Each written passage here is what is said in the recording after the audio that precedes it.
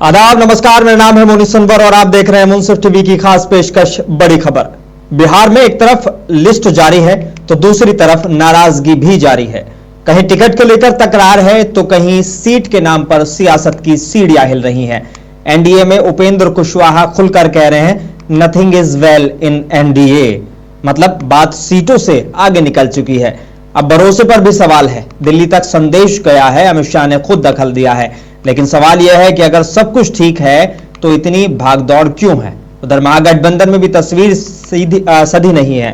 कांग्रेस 60 सीटों की जिद पर अड़ी थी, लेकिन खबर है कि 52 सीटों पर सहमति बनती दिख रही है और आरजेडी अब भी बड़े भाई वाले रवैये में है। तेजस्वी का दावा है कि नेतृत्व हमारा, सीटें हमारी, बस साथ तुम्हारा, और ऊपर से प्रशांत किशोर का चुनाव नहीं लड़ने का ऐलान। कहीं ऐसा तो नहीं है कि बिहार की राजनीति में असल लड़ाई अब जनता नहीं, जिद और सीट के बीच हो रही है। तो आज सवाल यही कि अब बिहार में सीटों का बंटवारा रिश्तों का बंटवारा भी कर देगा। क्या ये नाराजगी चुनावी समीकरण बदलने वाली है या फिर ये सब उस ड्रामा स्क्रिप्ट का हिस्सा है जो हर चुनाव से पहले रिपीट होती है। 3 खास मेहमान मेरे साथ। आरजू खान, आरजेडी प्रवक्ता, आपका इस्तकबाल है। नितेश सिंह, बीजेपी प्रवक्ता, मेरे साथ हैं, आपका भी इस्तकबाल है। पंकज यादव, कांग्रेस प्रवक्ता, हमारे साथ जुड़ेंगे, उनका भी इस्तकबाल करेंगे। लेकिन आरजू खान, सबसे पहला सवाल आप ही से। आरजू जी, कांग्रेस 60 सीटों पर अड़ी है और आरजेडी कह रही है कि हम ही बड़े हैं, तो क्या गठबंधन में अब सम्मान की नहीं सीट का समीकरण बचा है? खबर यह भी है कि महागठबंधन में सीटों लेकर जो है वो बात बनती दिख रही है। कांग्रेस ने 52 सीटों पर अपना दावा ठोका है, ये सीट कांग्रेस के खाते में जा सकती है, इस तरह की खबर है। और ये देरी क्यों? आरजू साहब, आप ही मेरे साथ बैठे थे, आप कह रहे थे कि आज शाम में, कल सुबह में सब ठीक हो जाएगा, फिर ये सब ठीक क्यों नहीं हो रहा है? देखिए, जो 2-3 तस्वीरें आई ना, हाँ। जिस तरीके से अभी 2 दिन पहले एक तस्वीर आई आपके सामने, हाँ। और तो उस पे एक सुसाइड लेटर आया कि आरएसएस के जरिए कैसे 4 साल 5 साल के बच्चे के साथ दुष्कर्म किया जा रहा था, और वो सुसाइड लेटर डालता है और वो सुसाइड कर लेता है वो बच्चा। तो ऐसे लोगों को बिहार की फिजा से कैसे महफूज रखा जाए, उस पे तो गहन अगर बात होगी, अगर प्राथमिकता के साथ बातें होंगी। और जिस तरीके से मुजफ्फरपुर कांड आपने देखा, मुजफ्फरपुर बालिका गृह कांड, उसमें तो स्केलेटन तक निकल गए थे, जिसको हम कंकाल कहते हैं। खुदाई जमीन की हुई थी, कंकाल निकल गए थे, और वो आज तक बच्ची लापता है। तो आखिर में कसूरवार कौन है? तो इसकी वजह से ये भारतीय जनता पार्टी, आरएसएस को हमको बिहार की फिजाओं से दूर रखना है। उसके लिए तो थोड़ा मंथन जरूरी है। मंथन जब जरूरी होगा तो 243 सीटों पे होगी। जब 243 सीटों पे हम बात करेंगे इनको दूर रखने के लिए, तो थोड़ी सी देर हो सकती है। लेकिन मैं आपको आश्वस्त कर दूं कि आज शाम तक, रात तक सारी तस्वीरें क्लियर हो जाएंगी।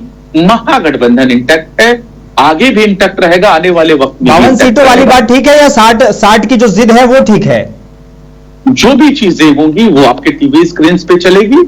हम सब लोग बैठ के पूरा लास्टली फाइनल कमेंट्स आपको 8 बजे रात तक टीवी पे आपके आ जाएगा। ठीक है नितेश सिंह, कोई परेशानी बिहार की फिजाओं से, बिहार की हवाओं से दूर रखना है बीजेपी को, क्योंकि ये वो लोग हैं जिनकी वजह से बच्चे सुसाइड कर रहे हैं, जिनकी वजह से जो है स्केलेटन तक मिल रहे हैं, और ये सारी चीजें जब हो रही हैं बिहार में, तो दूर रखने के लिए तो कुछ तो करना पड़ेगा, और ये कुछ तो भी होगा जब सही से मंथन होगा।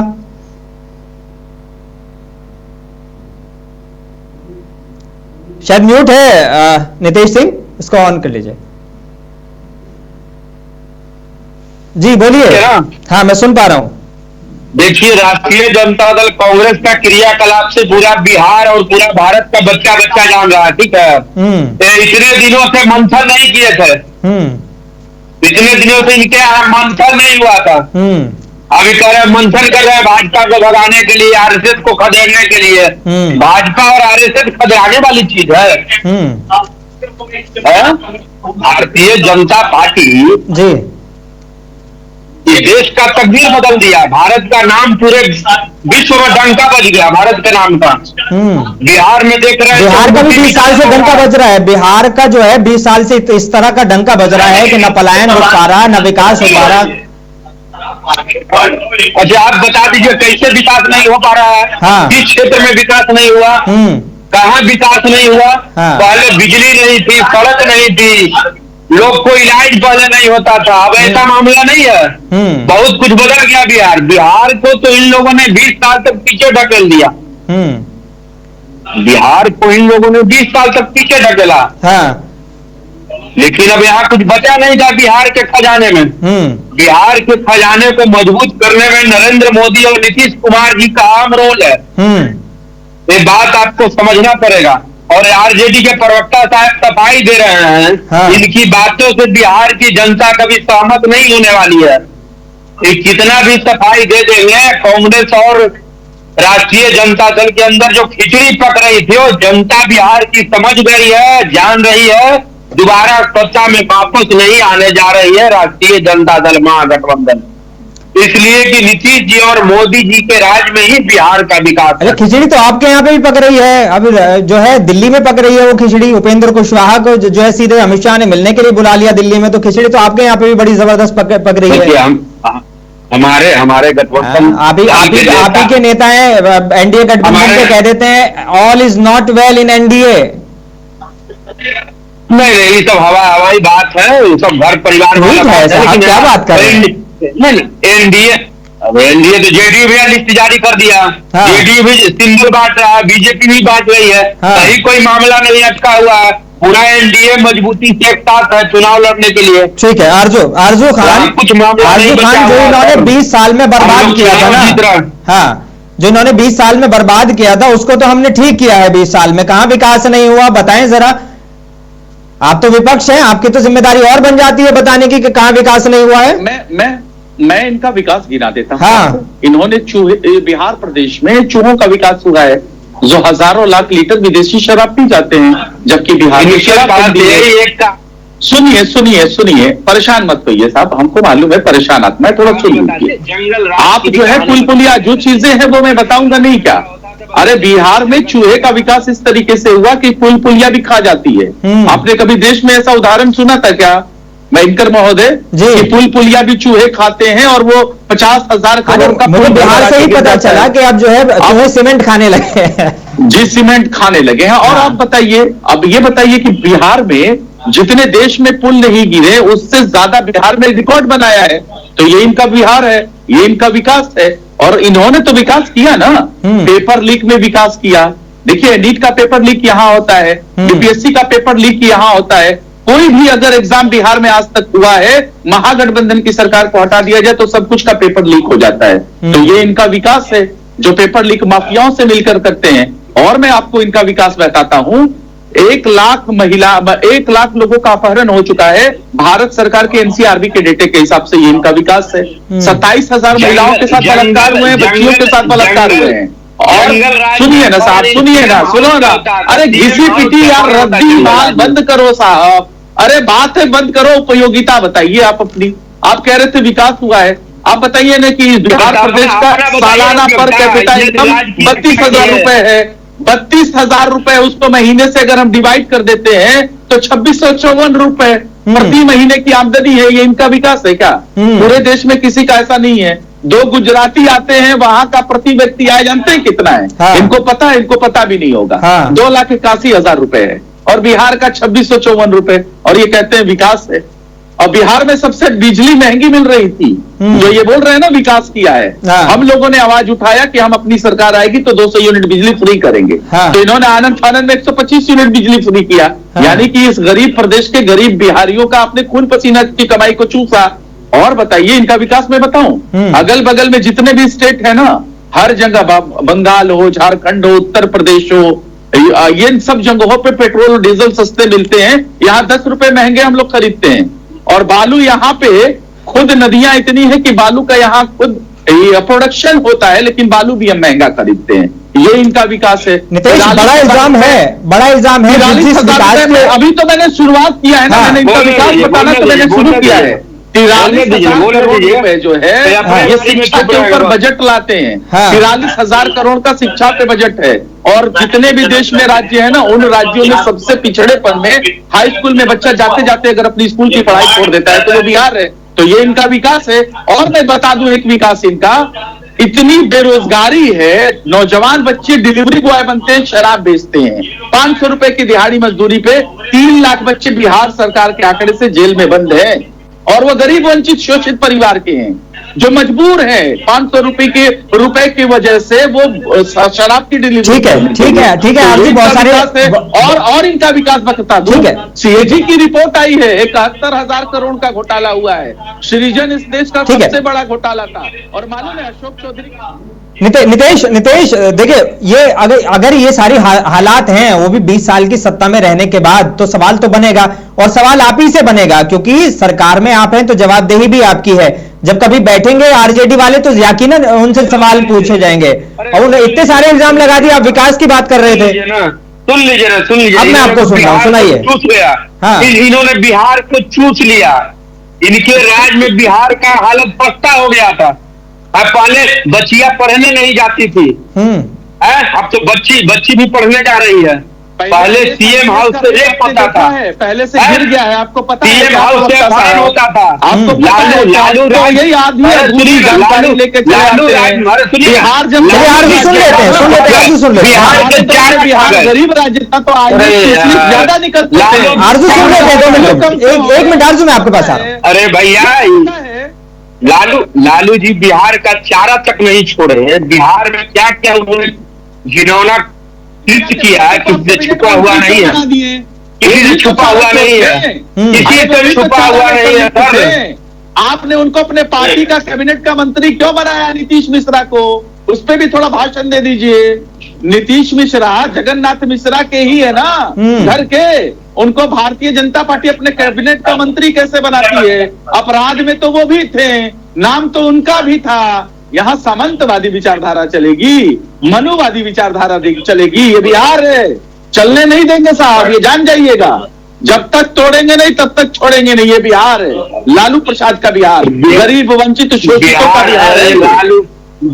लालू प्रसाद ने बिहार को खटारा करने का काम किया। लालू प्रसाद ने बिहार को आप बताइए ना नितेश, उसी के लिए तो बैठे हैं आप। जो हम चीनी मिल बंद छोड़ के आए थे उसको खुलवाया आपने। अरे चीनी मिल पर भी काम कर रहा है। चीनी मिल भी खुलेगा, चीनी मिल भी खुलेगा, सब खुलेगा सर, सब खुलेगा। बताइए साहब। आरजू नितेश, 1 मिनट, आरजू नितेश दोनों बोले, 1 मिनट। नितेश, आरजू ने इतने सारे इल्जाम लगाए। वो कह रहे हैं कि पर कैपिटा इनकम के मामले में बिहार पीछे, और सबसे ज्यादा पलायन का नाम पे बिहार सबसे आगे। उसके अलावा बिजली सस्ती खरीदने के बाद भी बिजली महंगी बिक रही है यहाँ पे। ये सारे अगर विकास की श्रेणी में नहीं आते, ये तो वो चीजें हैं नितेश जो लोगों को एक कहा जाए कि सबसे पहली सहूलियत जो मिलनी चाहिए।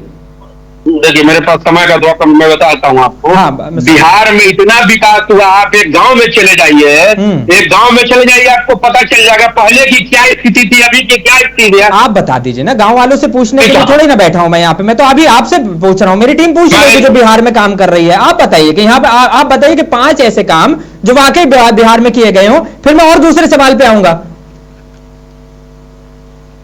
बताइए जो दूसरे प्रदेशों में ना हुए हों। हाँ, बोलिए फिर से बोलिए। मैं कह रहा हूं कि कुछ तो ऐसे काम बताइए ना। आरजू ने तो आपके नकारापन की चीजें खोल के रख दी हैं कि ये इन्होंने किया है। आप मुझे बताइए, आरजू भी सुनेंगे कि भाई ये विकास हमने किया है। एक क्षेत्र में देख लीजिए, भारतीय जनता पार्टी एनडीए के शासनकाल में विकास हुआ, चाहे महिलाओं को विकास हो, बच्चियों को पढ़ाई के लिए योजना दिया गया हो, छात्रवृत्ति योजना हो, हम लोगों ने इलाज के लिए योजना चलाया। अनेकों ऐसा योजना है बिहार में जो चल रहा। अभी 125 यूनिट बिजली दे रहे हैं, वृद्धा पेंशन बढ़ाने का काम किया, आवास योजना का तहत गरीबों को लाभ देने का काम किया। तो बिहार में देख लीजिए, बिजली है, पानी है, गली है, मेट्रो, बिहार को मेट्रो सिटी बना दिया गया, पटना को। कहाँ विकास नहीं है? ये ठीक है, ये वाली बात ठीक है कि मेट्रो सिटी बना दिया गया। यहाँ पे थोड़ा सा ठीक है। आरजू खान, गरीब तो खुशहाल है सर। इनके राज में गरीबों का क्या स्थिति छुपा हुआ था पहले किसी से? ठीक है आरजू खान। अब स्कूल की क्या स्थिति? पढ़ाई नहीं होती थी इनकी राज में। चरवाहा बेचारा जानवर माना जाता था स्कूलों में, आपको पता होना चाहिए। वो चोरों की बात कर रहे हैं, आप चरवाहों की बात कर रहे हैं, यही तो सारी चीजें हो रही है सब। मैं जवाब दूं? अच्छा ठीक है नितेश, आ रहा हूं मैं आपके पास। आरजू खान, अगर ये खामोश हो जाए तो मैं जवाब दूं? हाँ, मैं सुन रहा हूं। ठीक है, देखिए, ये बताइए कि इस देश में कौन से प्रदेश में पानी और बिजली नहीं है, सड़क नहीं है? क्या कोई ऐसा स्टेट है जहां लोग पानी के बिना मर रहे हो? ये पानी, बिजली और सड़क की बात तो सतत प्रक्रिया है, बुनियादी सहूलियात हैं जो मिलनी ही चाहिए, मिलती है। लेकिन सड़क के नाम पर घोटाला किसने किया? पुलिया के नाम पे। बात ये है, सवाल ये है कि इतने 40,000 50,000 करोड़ के लागत से अगर पुल बनते हैं और वो 13 से 17 पुल गिर जाते हैं, जबकि छोटे बड़े पुलों को मिला दिया जाए 23 है, तो उसमें भ्रष्टाचार किसने किया है? सवाल ये है। और ये पढ़ाई की बात कर रहे हैं ना, अब ये सुनेंगे नहीं भाई, ये परेशान आप लोग सुनेंगे ही नहीं, इनको आता ही नहीं है, कुछ नहीं आता है साहब इनको। अरे सुन लो मेरे भाई, सुन लो मेरे भाई, शिक्षा की बात कर रहे थे ना, अरे आप शिक्षा की बात कर रहे थे, थोड़ा शिक्षा पे भी सुन लो ना। उपदेश देने से नहीं होता है, उपदेश ठीक है। टॉपिक पे वापस आ जाते हैं थोड़ा सा, ठीक है। ये विकास की एक सतत प्रक्रिया है नितेश, जो ये वाले सड़क, पानी, बिजली, ये सब कराते हैं और ये चीजें ठीक है। हाँ अर्जु, शिक्षा के ऊपर ये बात कर रहे थे कि पहले लोग पढ़ते नहीं थे। मैं कहता हूं कि 7 यूनिवर्सिटी हम दे के गए थे। 7 आपने बनाया 20 सालों में, हम 7 यूनिवर्सिटीज दे के गए थे। 17 से 25 हमने चीनी मिल हम दे के गए थे, वो चीनी मिलें आज तक बंद पड़ी हुई हैं। मोतिहारी का चीनी मिल क्यों बंद पड़ा है? जिसपे आदरणीय प्रधानमंत्री जी आते हैं, कहते हैं कि 2015 में आए थे, बोलते हैं कि हम मोतिहारी के चीनी मिल का चाय पी के जाएंगे, यानी हम इसको चालू करवा के जाएंगे। 2025 तक हुई नील बटा सन्नाटा। अच्छा ये बताइए, फूड प्रोसेसिंग यूनिट कितने हैं? आप ये नाम बताएंगे? एक भी नहीं, जिसके चिराग पासवान जी मंत्री हैं। टेक्सटाइल पार्क्स कितने हैं? एक भी नहीं। आदरणीय नरेंद्र मोदी जी आते हैं, कहते हैं कि बिहार का चक्का विदेशों में जाता है, लेकिन ये नहीं बताता है कि इंजन का रेल कारखाना और चक्के का कारखाना आदरणीय लालू प्रसाद यादव ने लगवाया, जिससे आज पूरा बिहार और पूरा विदेश तक उससे कमाई हो रही है। देश का रेवेन्यू बढ़ रहा है और बिहार मजदूरों को उससे रोजगार मिल रहा है। इन्होंने कितनी फैक्ट्रियां लगाई, जरा इनका नाम बता दीजिए। जमालपुर रेल इंजन कारखाना है कि नहीं है? गोपालगंज में है कि नहीं चक्का कारखाना? पता है? आप बता दीजिए अगर आपने कोई कारखाने खोले हो तो। है कोई कारखाना? नहीं है। ठीक है। अब 7 यूनिवर्सिटी से ज्यादा हम दे के गए थे, उसकी बद से बदतर हालत यूनिवर्सिटी हम बना नहीं पाए। हॉस्पिटलों में 295 दवाएं आ रही थी, आदरणीय तेजस्वी प्रसाद यादव ने 525 किया बढ़ा के, आप दवा भी नहीं दे रहे थे साहब। एम्बुलेंस में आपके बलात्कार हो जाता है, बिहार सरकार के एम्बुलेंस में बलात्कार हो जाता है। एम्बुलेंस के जो कर्मचारी हैं वो बलात्कार कर देते हैं। ठीक है। आरजू खान एक अहम सवाल, तेजस्वी यादव दिल्ली से लौटे और सीटों की फहरिस्त तैयार हो गई, तो क्या बिहार की राजनीति भी अब दिल्ली रिटर्न फैसलों से चलेगी क्या? एकदम स्पष्ट तरीके से देखा, जैसे ही वो दिल्ली के अंदर लैंड करते हैं, तेजस्वी प्रसाद यादव जी, उनसे पूछा जाता है कि क्या आप राहुल गांधी खड़गे जी से मिलेंगे? वही उन्होंने खंडन कर दिया कि नहीं, हम कोर्ट के काम से आए हैं, हम कोर्ट का काम करेंगे, वापस जाएंगे, हमारा कोई मिलने का मामला नहीं है। तो फिर इस बात को तूल कौन दे रहा है? बिना सर पैर की बात कौन कर रहा है साहब? हम तो कहते हैं कि हम जमीन पर आ गए, दिल्ली से यहां आ गए, और ये बता रहे थे कि हमारे पार्टी का सिंबल, कौन से पार्टी का सिंबल नहीं बट रहा है? आप बताइए ना। सिंबल तो हम भी बांट दिए हैं। 40 सिंबल हमने बांटे हैं, माले ने बांटे हैं, कांग्रेस का भी लिस्ट जारी हो गया, वो भी आ गई है। तो ये कौन कर नहीं रहा है? लेकिन आपके घर में आग लगा है तो हम दमकल वाले थोड़ी है कि पानी लेके आ जाएंगे, आपका आग बुझा रहे हैं, आपका मामला आप समझिए। आप अपने चीजों पे पर्दा नहीं है। आरजेडी वाले दमकल वाले नहीं है कि आपके घर में अगर आग लगेगी तो बुझाने आएंगे, कह रहे हैं। और बात सवाल यह है कि जेडीयू और एलजेपी के बीच खींचतान और अब आरएलएम की नाराजगी, तो क्या एनडीए में अब साथ तो है लेकिन साथ साथ नहीं? देखिए एक बात स्पष्ट समझ लीजिए, पूरा एनडीए एकजुट है, कहीं कोई खटपट नहीं है। जेडीयू पार्टी के भी लोग नॉमिनेशन कर रहे हैं, बीजेपी वाले भी कर रहे हैं, सभी दल वाले जो हमारे घटक दल के कर रहे हैं, कहीं कोई मामला नहीं है। सीटों का पूर्णतः बंटवारा हो चुका है। तो अगर देखिए इतनी सारी चीजें हो चुकी हैं, तो फिर क्यों इतनी सारी दिक्कतें आ रही है कि उनको जो है बिहार भागना पड़ रहा है, वो सॉरी दिल्ली भागना पड़ रहा है? किसको क्या बात कर रहे हैं आपके सारे नेता जो है अमित शाह से मीटिंग करने के लिए भाग रहे हैं, ये सारी चीजें हो रही हैं। अरे वो तो हम लोग का प्रक्रिया है आने जाने का, वो कोई विषय नहीं है। हम लोग तो दिल्ली केंद्रीय टीम वहां बैठा हुआ है, इसमें हम लोग आज तो विजय सिन्हा जी ने नॉमिनेशन किया, आज तो विजय सिन्हा जी ने नॉमिनेशन, इधर तेजस्वी यादव ने भी तो नॉमिनेशन कर दिया।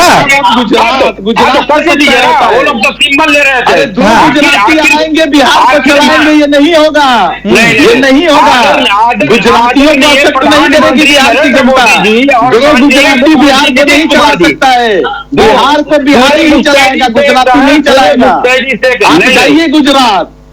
ठीक है आरजू, एक अहम सवाल है। आज जेडीयू की लिस्ट आई थी तो उसमें कई बाहुबलियों के नाम थे और आरजेडी नेता जो है उस पर सवाल उठा रहे थे, लेकिन जब आरजेडी ने तो खुद कई बाहुबलियों को टिकट दिया है, तो क्या जेडीयू के लिए या आरजेडी के लिए क्या जेल से जनादेश तक का ये रास्ता जनता को पसंद आएगा या डराएगा?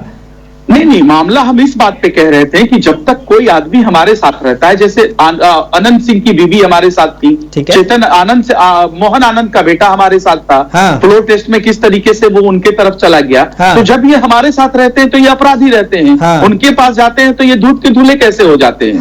मामला ये है, हम ये पूछना चाहते हैं, ये अनंत सिंह जैसे लोगों को, आनंद मोहन जैसे लोगों को जेल से बाहर निकलवा के जनता दल यूनाइटेड टिकट देती है और क्राइम क्रिमिनलिज्म पे भाषण देती है। इसलिए हम ये सवाल खड़ा कर दे रहे हैं कि कहां है वो 3C जिसको आप कहते थे, करप्शन, क्राइम और क्रिमिनलिज्म, तीनों से तो आपने समझौता कर लिया। ये बात हम कह रहे हैं। तो लालू जी है, ट्रिपल सी पे सबसे बड़ा अपराधी तो खुद लालू जी है।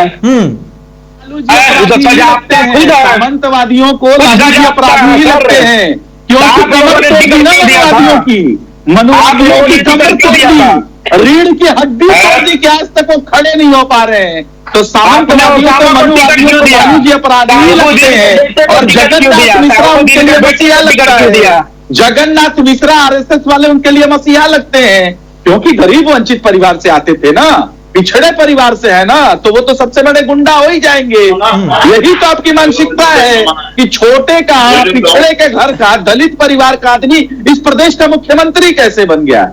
लेकिन नितेश सिंह, सवाल तो जायज है ना कि अगर मान लीजिए आप जब इनकी पार्टी में रहते हैं आरजेडी में, तो वही लोग जो है बाहुबली, गुंडे, मवाली और पता नहीं क्या क्या संज्ञा दे दी जाती है, और जब बाद में वही आपकी पार्टी में आ जाते हैं तो दूध के दूल्हे हो जाते हैं या आपके अलायंस में आ जाते हैं, तो तब आप उनके बारे में कुछ नहीं बोलते हैं। नितेश शायद टेक्निकल रीजन की वजह से साथ नहीं है, लेकिन आरजू आप ही की भाग गए साहब, भाग गए वो साहब। हाँ आरजू, एक अहम सवाल आपसे ये कि कहा जा रहा है कि जो आपके सहयोगी हैं अब उनमें बिल्कुल सीट शेयरिंग जो है वो बिल्कुल पूरी तरीके से फाइनल हो गई है, और इस तरह की भी खबरें हैं कि जो वीआईपी पार्टी है उसमें बहुत ज्यादा कैंडिडेट जो है वो आरजेडी और खुद कांग्रेस के लड़ रहे हैं, तो वीआईपी का क्या है उसमें? नहीं, सबको बराबर का अधिकार दिया जाएगा जिस तरीके से 16 से 18 सीटों की खबरें हैं वीआईपी के लिए। नहीं, खबरें तो कुछ भी हो सकती है, ये सूत्रों के हवाले से आप कुछ भी कह सकते हैं, ये आपकी अपनी आजादी है अपनी बातों को रखने की, लेकिन हम कह सकते हैं महागठबंधन का स्वरूप तैयार है, जो जिस तरीके से लड़ता है, जिसकी जितनी भागीदारी है, हिस्सेदारी है बिहार प्रदेश में, उस तरीके से उसको सीटें मिलेंगी और पूरे मतलब एक दूसरे के राय मशवरे के साथ हम लोग बिहार प्रदेश के चुनाव में आगे बढ़ रहे हैं। हम एनडीए नहीं है कि एनडीए में रहकर भारतीय जनता पार्टी जो है ऑपरेशन लोटस नीतीश कुमार के खिलाफ चला रही है। अब वो लोग नहीं हैं, आप इस चीज को समझिए, हमारी वो पार्टी नहीं है जो तेजस्वी यादव का बयान जिसको लेकर आप ऑपरेशन लोटस कह रहे हैं, वो तो साफ तौर पे तेजस्वी यादव का भी ये बयान आया था कि ये क्या, कितनी सच्चाई है इसमें कि उन्होंने कहा कि अमित शाह ने कहा था कि चुनाव लड़ने लायक तक नहीं छोड़ेंगे, और उन्होंने खुद कहा है, पब्लिक डोमेन में कहा है, आप उसके वीडियो फुटेज निकाल के देख लीजिए। अभी महज 20-25 दिन पहले वो आए थे और उन्होंने कहा था एक सभा को संबोधित करते हुए कि तेजस्वी तुमको तो मैं लायक नहीं छोड़ूंगा चुनाव लड़ने के, और वही तो चीजें हैं। सीबीआई ईडी में वो चीजें, वो केसेस बंद हो चुकी थी, 2-2 बार वो क्लोज हो गया है, क्लोज कर दिया गया था क्या वो साक्ष्य के अभाव में, और उसको फिर जैसे ही इलेक्शन आया भारतीय जनता पार्टी ने उसको रीओपन करवाया, और रीओपन करवाने के बाद ये चर्चा बनी, नितेश पिटीशनकार ये लोग बने। हाँ नितेश, एक सवाल बात है ना, हम तो सवाल आपसे करते हैं कि हेमंत विश्व शर्मा के पास क्या सीबीआई ईडी जा रही है, वो नारदा सारदा चीट फंड मामला, सुधेंदु अधिकारी बंगाल में क्या जा रही है सीबीआई ईडी, क्या जा रही है अशोक चौधरी के पास बिहार प्रदेश में जा रही है, क्या वो सृजन घोटाले में? नितेश सिंह, वक्त की कमी है मेरे पास में। बिल्कुल, देखिए भारतीय जनता पार्टी एनडीए न किसी को फंसाती है न किसी को बचाती है, इनका मनगढ़ंत पब्लिक डोमेन में है वो वीडियो, बयान बिल्कुल पब्लिक डोमेन में है और उसके फौरन बाद जो इस मामले को खोल दिया जाता है, कोर्ट से बुला लिया जाता है। वो न्यायालय का चीज था, न्यायालय का चीज है, उसमें कोई ये नहीं है कि लालू जी को कोई फंसा रहा है, बता रहा है। लालू जी सजायाफ्ता, उनको ऊपर मुकदमा चल रहा था, कोर्ट का फैसला, उसमें एनडीए को कोई लेना देना नहीं। एनडीए को कोई लेना देना नहीं है। नहीं, पिता भी थे जो जेल के अंदर बंद थे, सरकार बनी, रात रात उनके पिताजी को जेल के बाहर निकाला गया। चलिए ठीक है, वक्त की कमी है, वक्त की कमी है। आप दोनों का ही बहुत शुक्रिया मेरे साथ जुड़ने के लिए। आरजू आपका भी बहुत शुक्रिया, नितेश आपका भी शुक्रिया। तो बिहार में फिलहाल न लिस्ट पूरी है न लहर साफ है। एक तरफ एनडीए में नथिंग इज वेल, दूसरी तरफ महागठबंधन में एवरीथिंग इज कंफ्यूजन। अब देखना यह है कि सीटें किसकी किस्मत बदलेंगी या नाराजगी बिहार की सियासत को फिर से नई दिशा दी जाएगी। मैं हूं मोनी सनवर और आप देख रहे थे मुंसिफ टीवी। बिहार पर बड़ा सवाल। आदाब।